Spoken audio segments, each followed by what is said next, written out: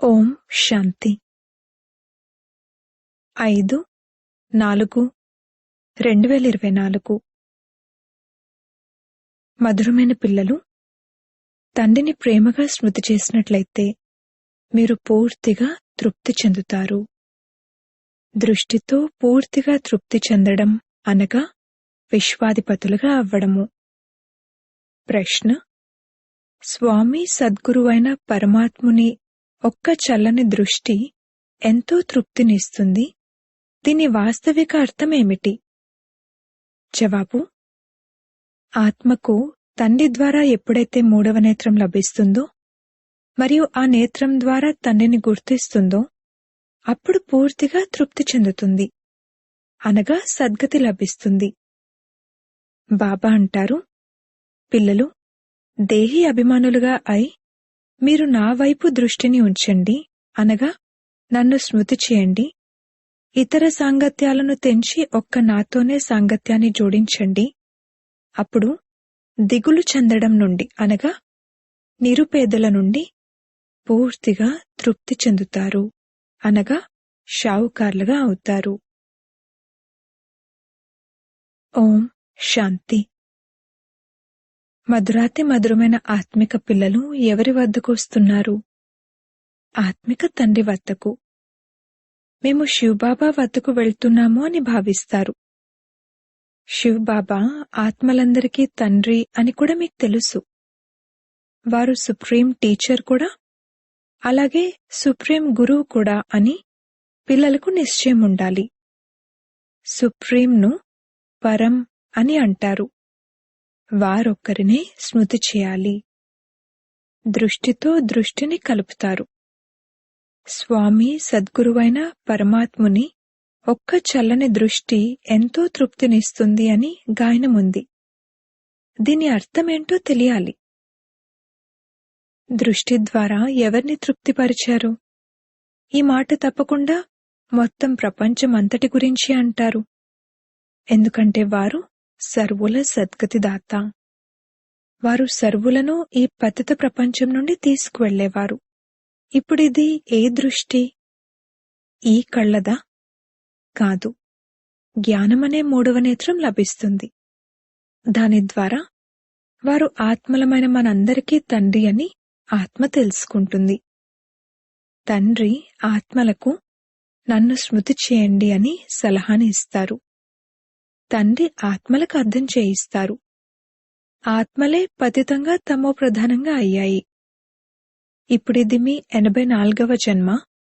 ఈ నాటకం పూర్తవుతుంది. తప్పకుండా పూర్తవ్వాలి కూడా. ప్రతి కల్పం పాత ప్రపంచం నుండి కొత్త ప్రపంచంగా అవుతుంది. కొత్తది మళ్ళీ పాతదిగా అవుతుంది. దాని పేరు కూడా వేరు.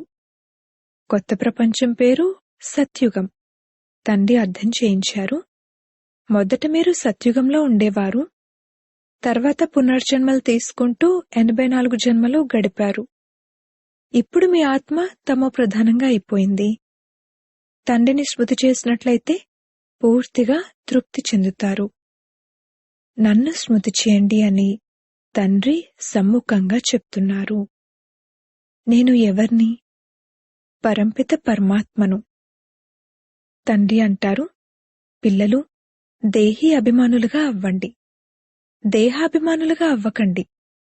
ఆత్మాభిమానులుగా అయి మీరు నా వైపు మీ దృష్టిని ఉంచినట్లయితే తద్వారా మీరు పూర్తిగా తృప్తి చెందుతారు.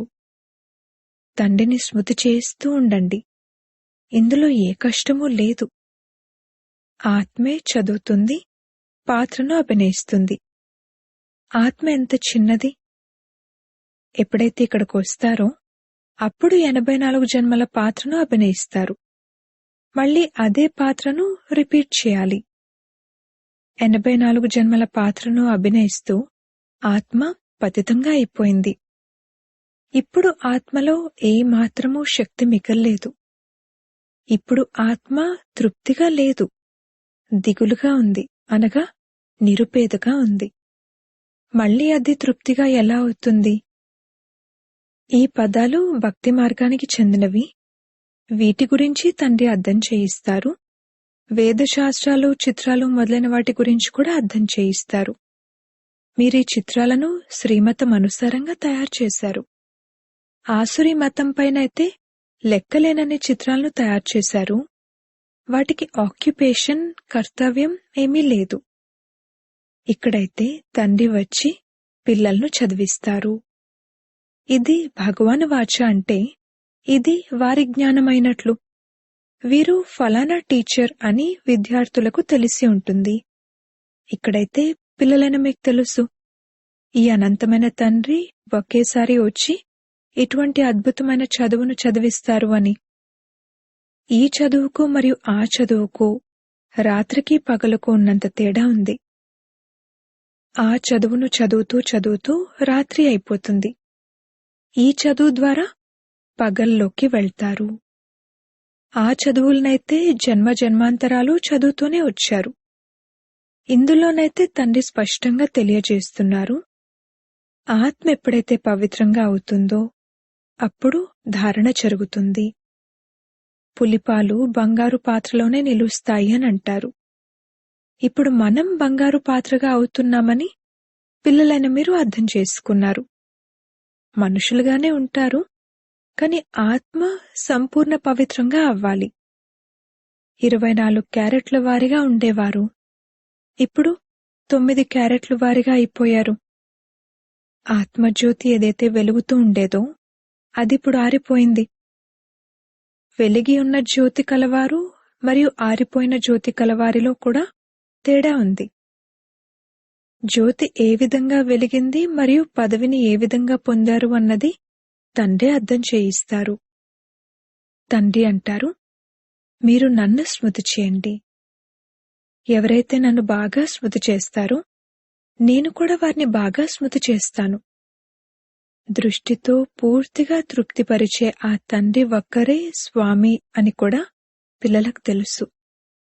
ఇతని ఆత్మ కూడా పూర్తిగా తృప్తి చెందుతుంది. మీరందరూ దీప పురుగులు, వారిని దీపం అంటారు. కొన్ని దీప పురుగులైతే కేవలం దీపం చుట్టూ తిరిగేందుకే వస్తాయి. కొన్ని దీప పురుగులు వారిని బాగా గుర్తిస్తే జీవిస్తూనే మరణిస్తాయి. కొన్ని దీప పురుగులు చుట్టూ తిరిగి వెళ్లిపోతాయి, మళ్ళీ అప్పుడప్పుడు వస్తాయి, మళ్ళీ వెళ్లిపోతాయి. ఈ గాయనమంతా ఈ సంగమయుగానిదే. ఈ సమయంలో ఏదైతే నడుస్తుందో అదే శాస్త్రాలుగా తయారవుతుంది. తండ్రి ఒకేసారి వచ్చి వారసత్వాన్నిచ్చి వెళ్లిపోతారు. అనంతమైన తండ్రి తప్పకుండా అనంతమైన వారసత్వాన్ని ఇస్తారు. 21 తరాలు అన్న గాయనం కూడా ఉంది. సత్యుగంలో వారసత్వాన్ని ఎవరిస్తారు? భగవంతుడైన రచయితే అర్ధకల్పం కొరకు రచనకు వారసత్వాన్ని ఇస్తారు. స్మృతి కూడా అందరూ వారినే చేస్తారు. వారే తండ్రి కూడా, అలాగే టీచర్ కూడా, అలాగే స్వామి మరియు సద్గురు కూడా. మీరు ఇంకెవరినైనా కూడా స్వామి లేక సద్గురు అని పిలుస్తూ ఉండొచ్చు, కాని సత్యమైన వారు ఒక్క తండ్రే. ట్రూత్ అని ఎల్లప్పుడూ తండ్రినే అంటారు. ఆ సత్యమైన వారు వచ్చి ఏం చేస్తారు? వారే పాత ప్రపంచాన్ని సత్యఖండంగా తయారు చేస్తారు. సత్యఖండం కొరకు మనం పురుషార్థం చేస్తున్నాము. ఎప్పుడైతే సత్యఖండం ఉండేదో అప్పుడు ఇంకే ఖండాలు ఉండేవి కావు. ఇవన్నీ తర్వాత వస్తాయి. సత్యఖండం గురించి ఎవరికీ తెలియనే తెలీదు. మిగిలిన ఖండాలేవైతే ఇప్పుడున్నాయో వాటి గురించి అందరికీ తెలుసు. ప్రతి ఒక్కరికి తమ తమ ధర్మస్థాపకుల గురించి తెలుసు, కాని సూర్యవంశీయుల గురించి, చంద్రవంశీయుల గురించి మరియు ఈ సంగమయుగ బ్రాహ్మణ కులం గురించి ఎవ్వరికీ తెలీదు. ప్రజాపిత బ్రహ్మను అంగీకరిస్తారు. బ్రాహ్మణులమైన మేము బ్రహ్మ సంతానమని అంటారు. కాని వారు కుక్క వంశావళులు, మీరు ముఖ వంశావళులు. వారు అపవిత్రులు, ముఖ వంశావళులైన మీరు పవిత్రులు. మీరు ముఖ వంశావళులుగా అయి ఇక చీచీ ప్రపంచమైన రావణరాజ్యం నుండి వెళ్ళిపోతారు. అక్కడ రావణరాజ్యం అనేది ఉండదు. ఇప్పుడు మీరు కొత్త ప్రపంచంలోకి వెళ్తారు. దానిని నిర్వీకారి ప్రపంచమని అంటారు. ప్రపంచమే కొత్తదిగా మరియు పాతదిగా అవుతుంది. అది ఏ విధంగా అవుతుంది అనేది కూడా మీరు తెలుసుకున్నారు. ఇది ఇంకెవ్వరి బుద్ధిలోనూ లేదు. లక్షల సంవత్సరాల విషయాన్నైతే ఎవ్వరూ తెలుసుకోలేరు కూడా. ఇది కొద్ది సమయం యొక్క విషయమే. ఈ విషయాలను తండ్రి కూర్చుని పిల్లలకు అర్థం చేయిస్తారు. తండ్రి అంటారు, ఎప్పుడైతే విశేషంగా భారత్లో ధర్మగ్లాని జరుగుతుందో అప్పుడే నేను వస్తాను. ఇతర స్థానాలలో అసలు నిరాకారుడైన పరమాత్మ అంటే ఎవరు అనేది ఎవరికీ తెలియనే తెలీదు. పెద్ద పెద్ద లింగాలను తయారు చేసి పెట్టేశారు. ఆత్మ సైజ్ ఎప్పుడూ చిన్నగా పెద్దగా అవ్వదని పిల్లలకు అర్థం చేయించారు. ఏ విధంగా ఆత్మ అవినాశియో అలాగే తండ్రి కూడా అవినాశియే. వారు సుప్రీం ఆత్మ. సుప్రీం అనగా వారెల్లప్పుడూ పవిత్రంగా మరియు నిర్వీకారిగా ఉంటారు. ఆత్మలైన మీరు కూడా నిర్వీకారిగా ఉండేవారు. ప్రపంచం కూడా నిర్వీకారిగా ఉండేది. వారిని సంపూర్ణ నిర్వీకారులు అని అంటారు. కొత్త ప్రపంచం మళ్లీ తప్పకుండా పాతదిగా అవుతుంది. కళలు తగ్గిపోతూ ఉంటాయి. 2 కళలు తగ్గి చంద్రవంశ రాజ్యం ఉండేది. ఇక ప్రపంచం పాతబడుతూ ఉంటుంది. తర్వాత ఇతర ఖండాలు వస్తూ ఉంటాయి. వాటిని ఉపశాఖలు అని అంటారు. కానీ అవన్నీ కలిసిపోతాయి. డ్రామా ప్లాన్ అనుసారంగా ఏదైతే జరుగుతుందో అది మళ్లీ రిపీట్ అవుతుంది. బౌద్ధుల యొక్క పెద్ద ఒకరొచ్చినప్పుడు ఎంతమందిని బౌద్ధ ధర్మంలోకి తీసుకువెళ్లారు? వారి మతం మార్చేశారు. హిందువులు తమ ధర్మాన్ని తామే మార్చుకున్నారు. ఎందుకంటే కర్మభ్రష్టంగా అవ్వడంతో ధర్మభ్రష్టంగా కూడా అయ్యారు. వామ మార్గంలోకి వెళ్లిపోయారు. జగన్నాథ మందిరానికి కూడా వెళ్లి ఉంటారు. కాని ఎవరికీ ఏ ఆలోచన నడవదు. వారు స్వయమే వికారులుగా ఉన్నారు కావున దేవతలను కూడా వికారులుగానే చూపించారు. దేవతలు వామ మార్గంలోకి వెళ్లినప్పుడు ఆ విధంగా అయ్యారు అని ఎవరూ అర్థం చేసుకోరు. ఈ చిత్రాలు ఆ సమయంలోనివే. దేవత అన్న పేరు చాలా బావుంది. హిందూ అన్నది హిందుస్థాన్ పేరు. అలా వారు స్వయాన్ని హిందువులు అని పిలుచుకున్నారు. ఇది ఎంత పెద్ద పొరపాటు. అందుకే తండ్రి అంటారు, యదా యదా హి ధర్మస్య. బాబా భారత్లో వస్తారు. నేను హిందుస్థాన్లో వస్తాను అనైతే వారనరు. ఇది భారత్. హిందుస్థాన్ లేక హిందూ ధర్మం అనేది లేదు. ముసల్మాన్లు హిందుస్థాన్ అన్న పేరు పెట్టారు. ఇది కూడా డ్రామాలో రచింపబడి ఉంది. ఇది బాగా అర్థం చేసుకోవాలి. ఇది కూడా జ్ఞానమే. పునర్జన్మలు తీసుకుంటూ వామ మార్గంలోకి వస్తూ భ్రష్టాచారులుగా అయిపోతారు. అప్పుడు దేవతల ముందుకు వెళ్లి, మీరు సంపూర్ణ నిర్వీకారులు, మేము వికారులము పాపులము అని అంటారు. ఇంకే ఖండం వారు ఈ విధంగా అనరు. మేం నీచులము లేక మాలో ఏ గుణాలు లేవు అని అనడం ఎప్పుడూ విని ఉండరు. సిక్కులు కూడా గ్రంథు ముందు కూర్చుంటారు కాని వారు కూడా ఎప్పుడూ ఇలా, నానక్ నీవు నిర్వికారివి, మేం వికారులము అని అనరు. నానక్ సాంప్రదాయం వారు కడియం వేసుకుంటారు. అది నిర్వికారితనానికి గుర్తు. కాని వారు వికారాలు లేకుండా ఉండలేరు. అసత్యమైన గుర్తులను పెట్టుకున్నారు. ఏ విధంగా హిందువులు జంధ్యాన్ని ధరిస్తారు. అది పవిత్రతకు గుర్తు. ఈ రోజుల్లోనైతే ధర్మాన్ని కూడా నమ్మరు. ఈ సమయంలో భక్తి మార్గం నడుస్తుంది. దీనిని భక్తి సాంప్రదాయం అని అంటారు. జ్ఞాన సాంప్రదాయం సత్యుగంలో ఉంటుంది. సత్యుగంలో దేవతలు సంపూర్ణ నిర్వీకారులు. కలియుగంలో సంపూర్ణ నిర్వీకారులు ఎవ్వరూ ఉండరు. ప్రవృత్తి మార్గం వారి స్థాపన తండ్రే చేస్తారు. మిగిలిన గురువులందరూ నివృత్తి మార్గం వారు. వీరికన్నా వారి ఫోర్స్ ఎక్కువ పెరిగింది.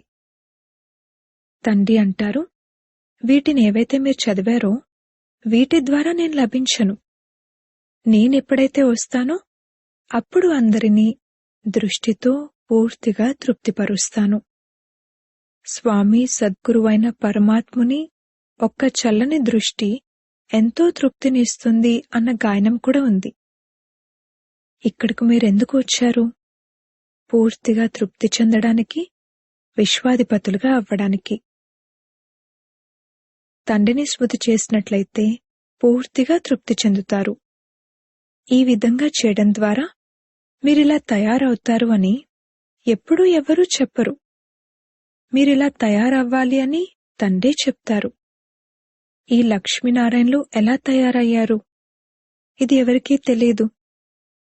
పిల్లలైన మీకు తండ్రి అంతా తెలియజేస్తారు. వీరే 84 జన్మలు తీసుకుని పతితంగా అయ్యారు. మళ్లీ మిమ్మల్ని ఈ విధంగా తయారు చేయడానికి నేనొచ్చాను. తండ్రి తమ పరిచయాన్ని కూడా ఇస్తారు. అలాగే దృష్టి ద్వారా పూర్తిగా తృప్తి కూడా చేస్తారు. ఇలా ఎవరి గురించి అంటారు? ఒక్క సద్గురు గురించి. ఆ గురువులైతే లెక్కలేనంతమంది ఉన్నారు. మాతలు అబలలు కూడా అమాయకులు. మీరందరూ కూడా భోళనాథుని పిల్లలే. నేత్రం తెరవగానే వినాశనం జరిగింది అని శంకరుడి గురించి అంటారు. అది కూడా పాపమే అవుతుంది కదా. తండ్రెప్పుడూ అటువంటి పని కోసం డైరెక్షన్ ఇవ్వరు. వినాశనమైతే వేరే వస్తువులతో జరుగుతుంది కదా. తండ్రి ఇటువంటి డైరెక్షన్లు ఇవ్వరు. వీటన్నింటినీ సైన్స్ వారే కనుక్కుంటూ ఉంటారు. మా కులాన్ని మేమే వినాశనం చేసుకుంటున్నామని భావిస్తారు. కాని వారు కూడా బంధించబడి ఉన్నారు. దానిని వదల్లేరు. పేరెంత ప్రఖ్యాతమవుతుంది. చంద్రమండలంలోకి వెళ్తారు. కాని లాభమేమీ లేదు. మధురాతి మధురమైన పిల్లలు, మీరు కూడా తండ్రితో దృష్టిని జోడించండి. హే ఆత్మ, నీ తండ్రిని స్మృతి చేసినట్లయితే నీవు పూర్తిగా తృప్తి చెందుతావు. తండ్రి అంటారు, ఎవరైతే నన్ను స్మృతి చేస్తారో, ఎవరైతే నా కొరకు సేవ చేస్తారో నేను కూడా వారిని స్మృతి చేస్తాను. కావున వారికి బలం లభిస్తుంది. ఇక్కడ మీరందరూ కూర్చున్నారు. ఎవరైతే పూర్తిగా తృప్తి చెందుతారో వారే రాజులుగా అవుతారు. ఇతర సాంగత్యాలను తెంచి ఒక్కరితోనే సాంగత్యాన్ని జోడించండి అన్న గాయనం కూడా ఉంది. ఆ ఒక్కరు నిరాకారుడే. ఆత్మ కూడా నిరాకారియే. తండ్రి అంటారు, మీరు నన్ను స్మృతి చేయండి. ఓ పతిత పావన అని మీరు స్వయం అంటారు. ఈ విధంగా ఎవర్నన్నారు? బ్రహ్మనా, విష్ణువునా, శంకరుణ్ణా? ముగ్గురినీ కాదు. పతిత పావనుడు ఒక్కరే. వారెల్లప్పుడూ పావనంగా ఉంటారు. వారినే సర్వశక్తివంతుడు అంటారు. తండ్రే సృష్టి ఆదిమధ్యాంతల జ్ఞానాన్ని వినిపిస్తారు. మరియు వారికి శాస్త్రాలన్నింటి గురించి తెలుసు. ఆ సన్యాసులు శాస్త్రాలు మొదలైన వాటిని చదివి టైటిల్స్ తీసుకుంటారు. తండ్రికైతే ముందు నుండి టైటిల్ లభించి ఉంది. వారేమీ ఏదో చదివి టైటిల్ తీసుకోవాల్సిన అవసరం లేదు. అచ్చా, మధురాతి మధురమైన సిక్కిలదే పిల్లలకు మాతా పిత బాప్దాదాల ప్రియ స్మృతులు మరియు గుడ్ మార్నింగ్. ఆత్మిక పిల్లలకు ఆత్మిక తండ్రి నమస్తే. ధారణ కొరకు ముఖ్య సారము.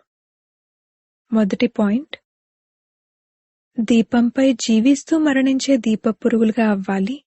అంతేకాని కేవలం చుట్టూ తిరిగేవారిగా కాదు. ఈశ్వరీయ చదువును ధారణ చేయడానికి బుద్ధిని సంపూర్ణ పావనంగా తయారు చేసుకోవాలి. రెండవ పాయింట్, ఇతర సాంగత్యాలన్నింటినీ తెంచి ఒక్క తండ్రి సాంగత్యంలోనే ఉండాలి. ఒక్కరి స్మృతితో స్వయాన్ని పూర్తిగా తృప్తిపరచుకోవాలి.